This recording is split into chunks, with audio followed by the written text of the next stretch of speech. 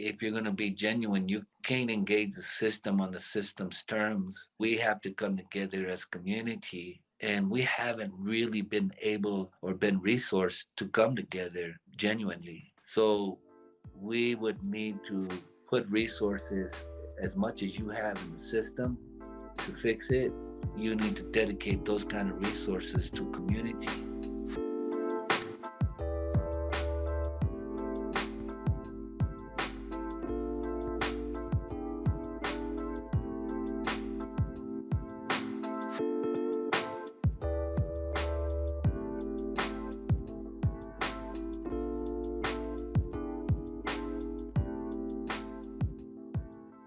You're now listening to In Praxis, a podcast from the Praxis Project created to support, hear from, and uplift the stories coming out of the ecosystem of base-building organizing, an ecosystem that includes frontline groups building community power and the folks who help support their important work. In Season 3, our host, Blair Franklin, is exploring community-driven strategies for food justice. Our guests are incredible community organizers working to advance fair farming practices, community-led urban farming, and equitable food procurement and retail. These are their stories about how we feed our communities with healthy, culturally appropriate, fair, and affordable food, and build community power to advance health equity through food justice.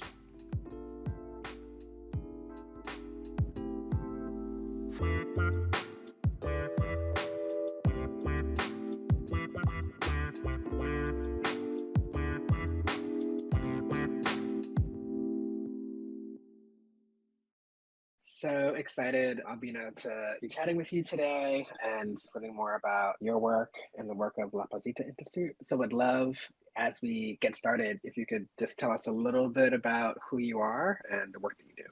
Right. So my name is Albino Garcia, and I'm the executive director here at La Plazita Institute, located in the South Valley of Albuquerque, New Mexico. Oh, just a couple blocks off of the Rio Grande River. It's called South Valley, so there are areas that aren't necessarily as incorporated as others. So we can still have chickens, horses, roosters, sometimes too many, barking dogs. We're close to the Rio Grande River, so we're in a valley. The water table's pretty low here, or pretty accessible. So we do a lot of farming, agriculture. We run off of acequia systems and old wells. Today, we serve a lot of system impacted individuals and families, returning citizens. We provide a slew of different kind of grassroots approaches with a cultural flavor. Our philosophy is La Cultura Cura, which translates to culture heals. We do a lot of reentry work, educational support, case management, social services. We're known for our traditional healing and cultural frameworks. We're an organic farm site, so we have grown produce and agriculture. That food that we grow goes into the mouths of kids who are currently incarcerated here in Albuquerque area in Bernalillo County Youth Detention Center. We have an exclusive contract with them. And as far as we know, we think we are probably one of the only detention centers that we know of so far that we can prove is serving certified organic food to incarcerated children. And we come historically from a population that, part of the suppression and apprehension of our nutrition and our traditional food, right, was controlled. And so today we feel like it's a bit of a revolutionary act to grow our own food and then provide it to these institutions that still perpetuate the trauma. And one of the ways that they do that is by controlling the food intake and the nutrition intake of our people, including our children. So we, again, this is our little way of taking some of that control back. Wow.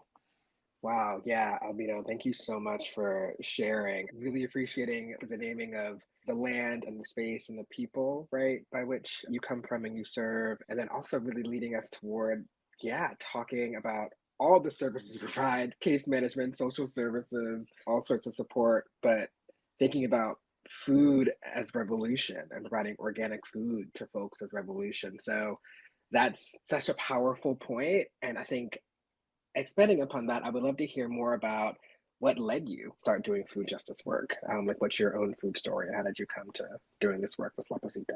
Yeah, so La Placita will be 18 years old formally in September, August, September, 18 years ago, just literally one block from where La Placita is. There's a curve on Isleta Boulevard. We here who live close by, we call it Dead Man's Curve. We've always called it Dead Man's Curve. It used to be a place where a lot of accidents happen because it's kind of a sharp turn.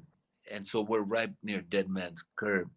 I live 2 blocks from Dead Man's Curve, and La Placita is a block on, opposite of that. So, in some sense, what led me to this is, there's an old teaching in the movement of end barrio warfare or social justice, movement work. It's like if you don't clean up your own backyard, how you gonna clean up somebody else's, right? So, in some Mm-hmm. sense, La Placita is me staying true to the virtue of our teachers and mentors of clean up your own backyard first, right? So, in other words, do work in your own neighborhood before you go to try to fix somebody else's neighborhood, right? So, Mm-hmm. La Placita was built under the premise of, taking care of our own people, our own kids, our own families, our own streets, stuff like that. Part of that initially is keeping kids above ground. A lot of violence. I work in the field of diversion intervention, gang intervention, street, working with men, women, children on the inside and the outside, and trying to get them resources and get them on track and get them healed up as much as we can before they make a decision that takes them back into the system, etc. Mm-hmm. So I was approached by some leaders about 18 years ago, right when I founded La Placita. And there had been a big, kind of a reckoning with local leaders, grassroots leaders, and the government, the local government, Bernalillo County. They had acquired an 11-acre parcel of land right here, literally 1 block from my house. And it's called the Sanchez Farm. So it was a 300-year-old farm site. It had an old hacienda. It had been abandoned, and the hacienda was vandalized and used for like a homeless spot, drugs. So the county went and acquired the land due to back taxes and whatever, and they condemned the property. So they bulldozed it down. They had plans to develop that property, and then the local leaders said, because they were going to try to do a zone change and change like the flavor of the whole neighborhood. So a bunch of leaders got together and they came up with different answers and solutions and meetings. And finally, in the 11th hour, when they had a joint use agreement, the agreement was to turn it into a 100-year floodplain zone, also known as an open space for community, like open it up for like community gardening. They needed a non-for-profit organization to manage it. Initially, I was approached just to be one of the what they call a parciante, which is one of the members to use certain parcel of the land just to kind of have kids grow food that I worked with, Mm-hmm. and rather than steal and deal and make money on the street. I told them, wow, if you could grow a 50-foot row of tomatoes, you can grow anywhere from 50 to 100 pounds of tomatoes organically at $3.99 a pound, $4 a pound, certified organic tomatoes. You can make, 100 pounds a week. How much is that? Right?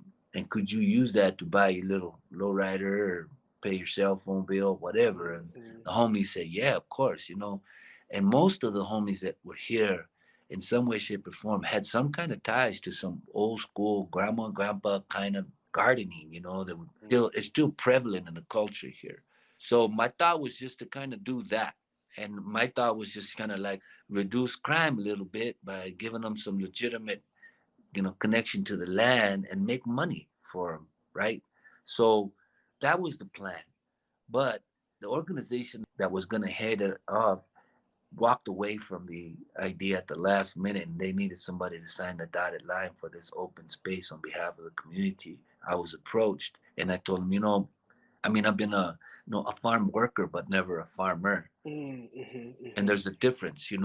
a farmer, pretty much owns the seeds and the crop that he puts in the ground, where a farm worker usually does it for someone else, right? Mm-hmm. And so, the people say, hey, we'll teach you, we'll show you, we'll take care of it.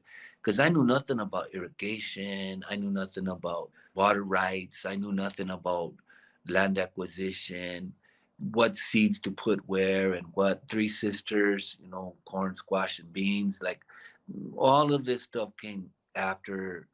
They just needed someone with the non-for-profit status to sign the dotted line on behalf of the community. Well, we've had it now for 18 years. And now we're a certified organic program, and we provide food to hundreds of people every week with our garden. Mm. Yeah, wow. You use the word organic, pretty often, I think, when talking about how the food is produced, but also it's so organic in how you came into kind of being one of the many community stewards, right, of this space, and thinking about, yeah, using food access, growing as a means of like violence prevention and just like connecting people back to their land.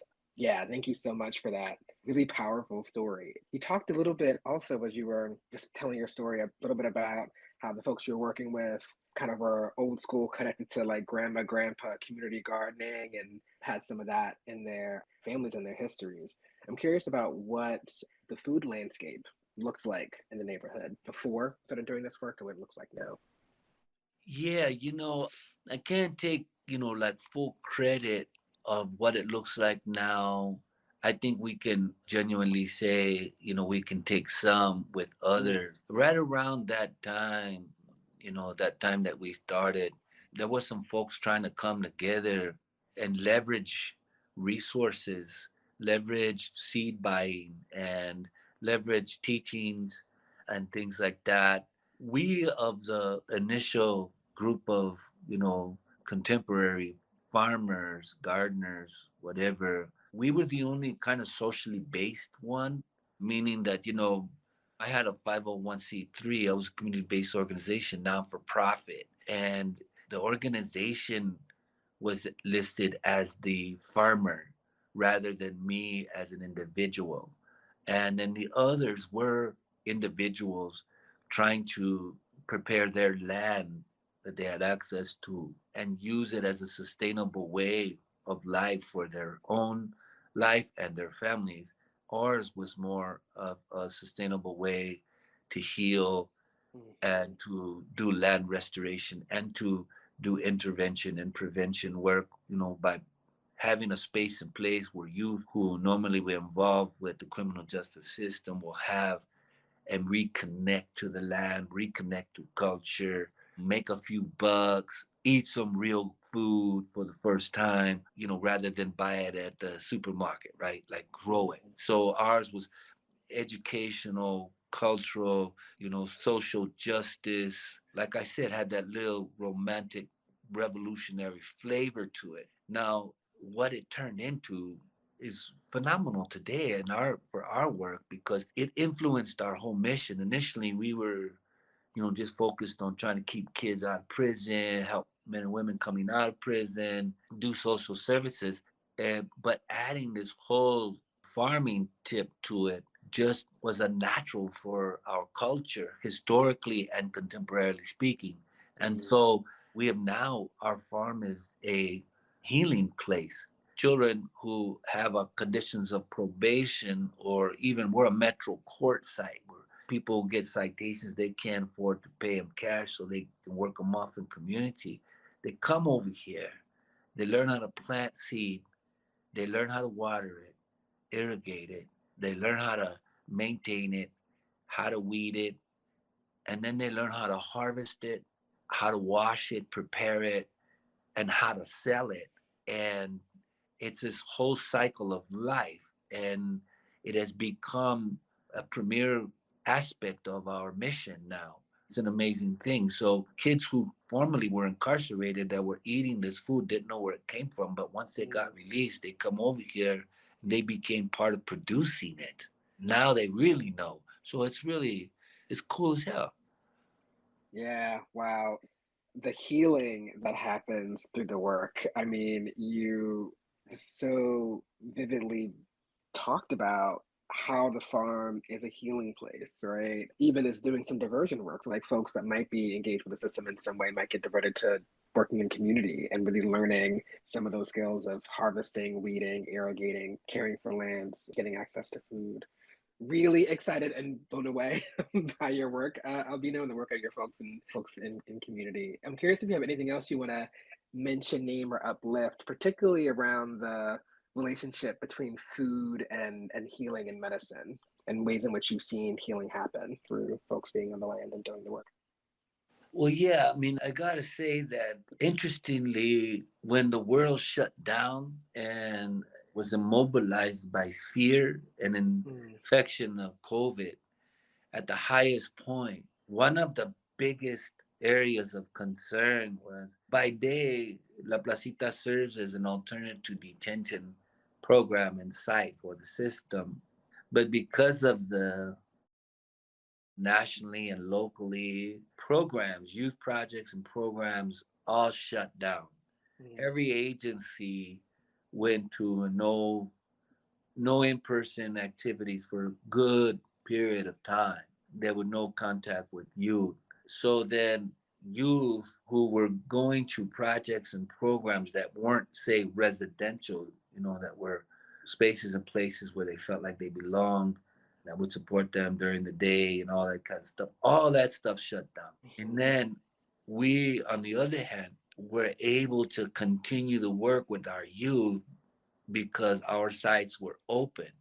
They were outside, and you mm, could mm, distance, mm, farm and garden and visit. Like kids were going crazy. They were going stir crazy being at home and everything being shut down.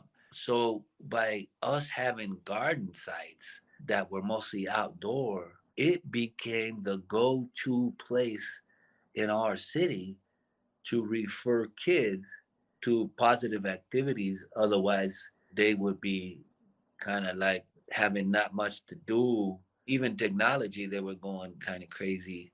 So, in a way, we were able to use the space and the place to continue our services and then grow them. It was so interesting how much kids just want to be back outside, right?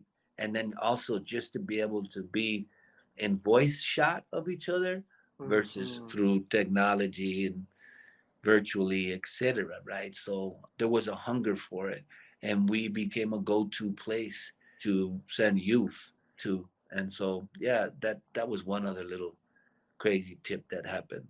Yeah, thank you for sharing. And I feel like I've seen and heard a similar theme where organizations that are really deeply rooted in their neighborhoods, in their communities, already working with young people, especially when the pandemic hit, and that shift of needing to figure out how to continue and support that work. Some organizations like yourselves that were really just able to do that pivot at a time when it was so needed, right? And you talked about young people being stir crazy and needed to get outside and having the safety around social distancing and stuff kind of built in. Incredible. I'm really, yeah, thank you for sharing that story. That resonates with all of us that have been through the pandemic, been doing organizing and community work. So I want to just ask quickly about, yeah, just community power. How do you see your work addressing community power and building community power, if at all? So building community power. So we're the recipients of a grant that enabled us to. Well, first of all, we were approached by a foundation and asked what would community and system engagement look like Mm, and stuff like that, right? And I was like, mhm, boy, this is like the buzz question now, everybody's trying to talk about system and community engagement and stuff like that. And I said, mhm, mhm, genuinely and truly speaking, what it would look like. And the question of, how do you build community power? I said to them that they're a foundation that has funded system reform work and system change from within the system. In other words, going into the system and putting resources and ideas and new mhm, design together and working from the inside out. And most of engagement has always been like having select community stakeholders be invited to their world. So I told them, hey, If we're going to truly build power, then we need to create our own collaboration without the system. Mm-hmm. They were puzzled by that. And they said, well, how is that system engagement? And I said, it's authentic engagement, you Mm. know. But if you're going to be genuine, you can't engage the system on the system's terms. We have to come together as community. And we haven't really been able or been resourced to come together genuinely. So we would need to put resources as much as you have in the system to fix it. You need to dedicate those kind of resources to community. And then we need to come back together because we've been forced to compete with one another Mm. and fight one another for scraps of resources controlled by the system. If we can get resources not controlled by the system and we can control those resources, we can change things. We can build power. So they gave us $500,000 and we invited 25 organizations serving youth in our community outside the system, no Mm-hmm. system people, and gave them all subcontracts. And we put the criteria for those 25 organizations was to select and nominate a system impacted youth or family member impacted by the criminal justice system and invite them, and we would compensate them as well Mm-hmm. at the highest rate that that foundation would allow a youth contractor, and that's $40 an hour. Mm-hmm. So bottom line is we started to come together and we spent a whole year, almost a year and a half, building base and power and narrative exclusive of the system with no distractions. 25 organizations reaching about 30,000 people weekly. So our network is tremendous, our capacity, and it is informed directly by system impact youth and family members. It's phenomenal. And we have the system now, after a year and a half of coming together as community, wondering and knocking at the door like, hey, what about us? I mean, aren't we supposed to be involved in this and this? Yeah, but we just haven't determined our terms yet. So, Yeah. you've had decades of control and power and everything, and I think we're gonna go ahead and just make sure we got our stuff together before we start to invite you to our table. And then we're going to determine how we're going to invite them and Mm. who's going to be invited. And not everybody's going to be entitled unless they really have community centered in a genuine way. And if they don't, then they will not be invited. And so Yeah. that's building power. Yeah, Albino, I have chills. That was so powerful in just the clarity around, of course, we can't engage systems on the system's terms and really building out with young people, with other organizations that are not working outside of the system to really talk about strategy and how you support folks in community and really clearly setting the terms to engage with systems and really naming to the foundation what needs to happen and then paying young people just well and what they deserve, right? And I have chills from what you shared. It's so incredible. Yeah, just really appreciating the stories that you're bringing to the space. I'm curious, what are some of the greatest barriers you've experienced to your work and how do you overcome them? You've talked about some, but yeah, curious if there are other barriers that come up. I think some of the greatest barriers is frankly the depth of indoctrination and colonization Mm, on all people of color. mm, We could easily say that the challenge is the system and so forth, or the foreign construct, or oppression, or racism. But for me, if I'm going to be real, mm-hmm, my challenge is our own behavior, mm, how indoctrinated we are, and how oppressed we are, and the characteristics that oppression brings out in us mm, towards each other. And almost like the challenge is the loyalty that we have to indoctrination. It really hurts my soul, right? We have this tendency to hope and to get together, and then we have these patterns that are so deep that we go back and start behaving the same way. soon after meetings and stuff. It's like that. So undoing characteristics and behaviors that are now generational. It's going to take generations for us to change. Geez, you're not going to believe this. I have law enforcement here. I got SWAT coming. I have to get off the phone. Okay, that's fine. Yep. I All will right. email you separately. Okay, take care. Bye. Bye, Albino. Bye.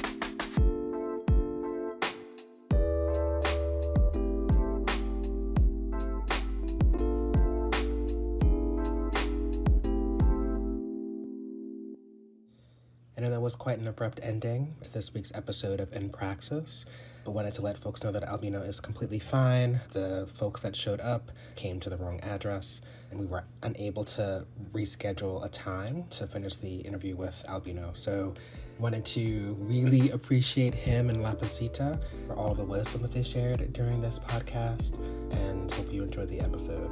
Lots of love. Yeah, deep appreciation. Thanks so much.